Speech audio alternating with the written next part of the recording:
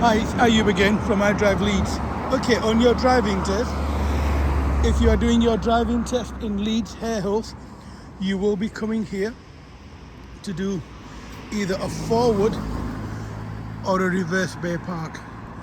When you're coming into this car park from here, make sure you look into this cycle lane that runs from the bottom of the road upwards. And as you come into the car park from here, understand that it's very narrow and the road bends to the left. That sign, self-explanatory. You can see a sign telling you that you need to slow down, pedestrian crossing. Now just because there's a crossing here and a crossing there, doesn't mean that they'll be using the crossing.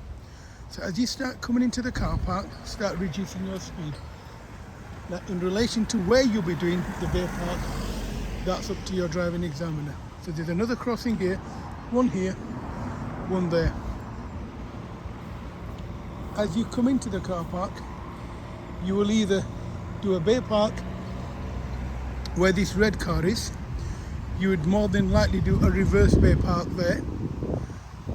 You would either do a bay park over here, which would be a driving bay park, or you would do a reverse bay park where them three people are standing there.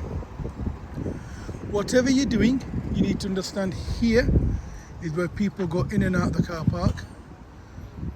Where that number 5 sign is there, and where this learner car is ahead of us, where that flashing light is there, that's Tesco's car park. So over there, where the number 5 sign is, and over here. So while you're doing your bay park, what you'll find is the car park will be very busy. You need to make sure that you're making effective observations, you're looking around, and you're looking out for people coming into the car park and leaving the car park.